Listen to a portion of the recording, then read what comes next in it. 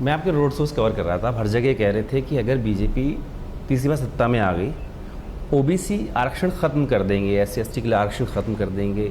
इसका आधार क्या है? ये बयान ये लोग कह रहे हैं हमें 400 पार चाहिए, 400 पार चाहिए। किस लिए चाहिए? 300 से भी काम चल जाता है, 400 पार क्यों चाहिए? तो इनसे पूछा तो बोले जी मोदी जी कुछ बड़ा काम करना चाहते हैं। पूछा क्या काम करना चाहते हैं? तो पता चला कि इन्होंने रिजर्वेशन खत्म करने का प्लान बनाया हुआ है। एससी एसटी और ओबीसी रिजर्वेशन खत्म करना चाहते हैं। वो कह रहे हैं हम नहीं करेंगे ऐसा। अब जब पकड़े गए, चोर पकड़ा गया, तो अब वो अपनी चोरी छिपाने के लिए कह रहे हैं।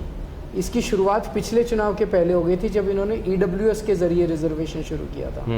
वो बढ़ा के और ये एससी एसटी ओबीसी का रिजर्वेशन खत्म करना चाहते हैं। सर ये बताइए, 1 जून को बैठक बुलाई गई है, शायद इसलिए समय रखा इंडिया गठबंधन क्योंकि आपको 2 तारीख को सरेंडर करना है, तो उसका चर्चा का विषय क्या होगा? क्या इंटेक्ट करके आप भी शामिल होंगे? मुझे लगता है कि शायद स्ट्रैटेजी वगैरह कुछ बनाएंगे, लेकिन अभी मुझे ज़्यादा एजेंडा नहीं पता। मैं चुनाव उसमें व्यस्त था, मैंने ज़्यादा पूछा नहीं है। सर आखिरी आपसे पूछूंगा, आपका आकलन क्या है? क्योंकि आप लिख के देते हो, कई बार सटीक भी बैठता है। कितना इंडिया अलायंस को और कितना बीजेपी को?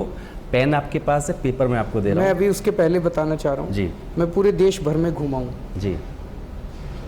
लोग महंगाई से और बेरोजगारी से बहुत त्रस्त हैं।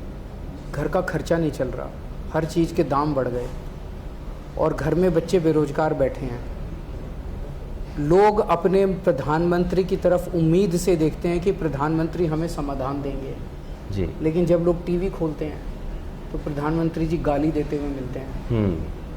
एक भाषण में प्रधानमंत्री बोले, इंडिया गठबंधन वालों को वोट दिया तो अगर आपकी 2 भैंस है तो 1 भैंस खोल के ले जाएंगे।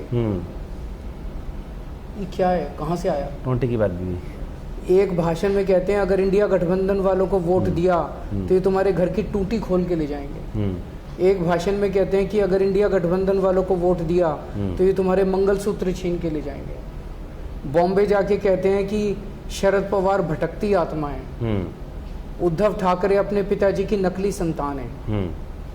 लोगों को लगता है यार हम इतने दुखी हैं, इतने परेशान हैं, महंगाई से इतने परेशान हो गए तो गाली गलौज कर रहे हैं। इन्हें कुछ पता ही नहीं कि हमारी प्रॉब्लम क्या है। ये तो बिल्कुल कटे हुए हैं, इनको कुछ मतलब इनके पास कोई समाधान ही नहीं है, हमारी समस्याओं की चिंता ही नहीं है इनको। तो लोग बहुत नाराज हैं और आजकल तो इनके अहंकार की सारी सीमाएं क्रॉस कर गई हैं। पिछले कुछ हफ्तों से मोदी जी ने कहना चालू कर दिया है अपने इंटरव्यूज में कि मैं आम इंसान नहीं हूँ, मैं भगवान का अवतार हूँ, मैं अपनी माँ के पेट से पैदा नहीं हुआ, मैंने इस पृथ्वी पे मैं प्रकट हुआ हूँ। मैं आपके दर्शकों से पूछना चाहता हूँ किस किस को लगता है कि मोदी जी भगवान है? मैं रामचंद्र जी की पूजा करता हूँ, मैं कृष्ण जी की पूजा करता हूँ, हनुमान जी की पूजा करता हूँ, शिव जी की पूजा करता हूँ। मोदी जी भगवान कब से हो गए?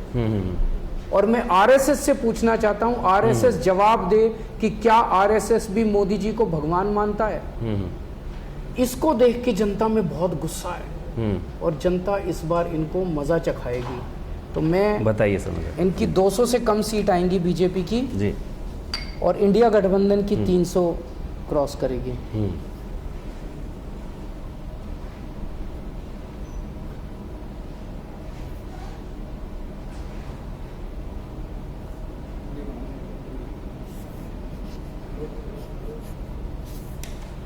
बिल्कुल। सब समय देने के लिए शुक्रिया। तो दिल्ली के मुख्यमंत्री अरविंद केजरीवाल ने कहा है कि बीजेपी की 200 से नीचे रहेगी और इंडिया गठबंधन की 300 यानी कि सरकार बन रही है। बिल्कुल। समय देने के लिए बहुत बहुत शुक्रिया सर, आपका स्वास्थ्य अच्छा रहे, कामना करेंगे। Thank you. तो ये दावा है दिल्ली के मुख्यमंत्री का, आखिर ये कितना सटीक बैठता है पता लगेगा 4 जून को। अपने से होगी चेतन के साथ जितेंद्र, भारतीय टीवी में बात।